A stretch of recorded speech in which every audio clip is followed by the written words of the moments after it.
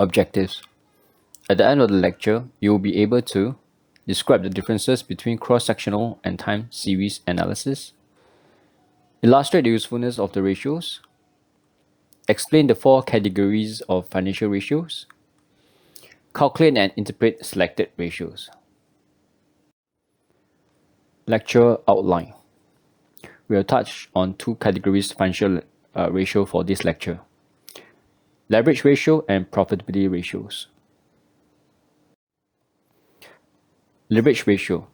Leverage ratios measures the firm's debt relative to equity, the degree of indebtedness. This will be covered by the debt ratios. Its ability to cover interest expense during earning. Its ability to service debt obligation. In short, pay interest expense. It will be covered by times interest earned ratio. Debt position. The debt position of a firm indicates the amount of the outside fund, other people's money, being used in an attempt to generate profits. Basically, the company, the firm, borrow money to generate profits. Why is the measurement of debt important? The firm or borrower, basically the firm is the borrower, has to ensure sufficient cash for the repayment of interest and loan over a long period of time. In short, they must make sure they have enough money to pay back.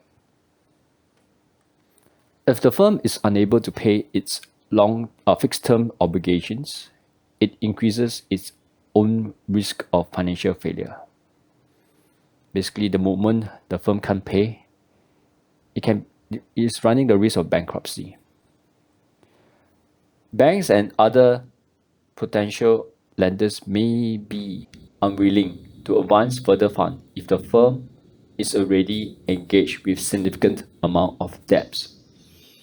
In short, if the firm is heavily in debt, no banks or lenders will want to lend some more money to the company, to the firm. Creditors' claim must be satisfied before earnings be distributed to shareholders. Basically, the firm has to pay off the debts first before they can distribute the earnings to the shareholders. There are 2 main groups under leverage ratio. 1, those that measures degree of indebtedness. Basically, that is covered by the debt ratios. Next one, it measures the firm's ability to service its debt obligation out of current earnings. It's covered by time interest earned ratio. The debt ratios measures the proportions of total assets financed by the firm's creditors. The formula is this: debt ratio equals to total liabilities divided by total asset times 100%. Let's look at the formula for debt ratio. It's total liabilities divided by total assets.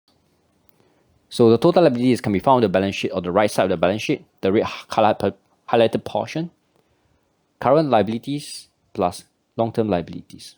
And the total assets will be covered the left side of the balance sheet, highlighted in blue, is current asset plus long-term asset. So you can see the ratio of it,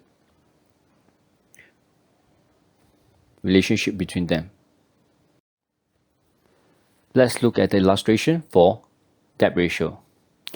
Calculate the debt ratio of Seafood Limited.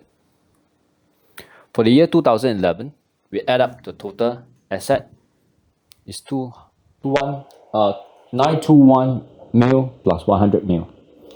Divided by the total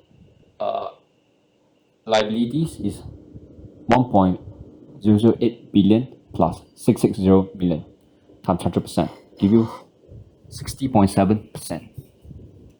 For the year 2012, we have the total asset of 882 million plus 100 million, and total liability is 108 million plus 800 million times 100%, give you 52%. You can see from here the ratio has decreased, and basically it means that the debt portion is decreasing This is a good sign. Let's do some analysis here. The above figures indicate that seafood finances 52% of its assets with debts in 2012, which is lower than the 60%, 60.7% in 2011. This is a good sign. That means they are less dependent on external debts. It is still more dependent on external financing than the industry average of 45.2%, which means that comparing to the average company industry average is still more than them. Okay. Seafood is more dependent on debts, 52.0%, relative to its equity to finance its assets, and has higher risk of insolvency. So basically its total assets, 52% is financed by debts, and the remaining 48% is financed by own equity. So basically, it has higher percentage of the asset is financed by debts. As a result, there's a higher risk of insolvency. Higher debt ratio. The companies have higher proportion of debts. It relies more on external financing. The effect will be, it will have higher risk of insolvency, not able to obtain additional debt because of lenders fear to take additional risk, or the borrower can only borrow at a higher interest rate. Companies with lower debt ratio, basically it shows that it has lower proportion of debts. It relies less on external financing. There are lower risk of insolvency, and it's easier to borrow from banks if needed to.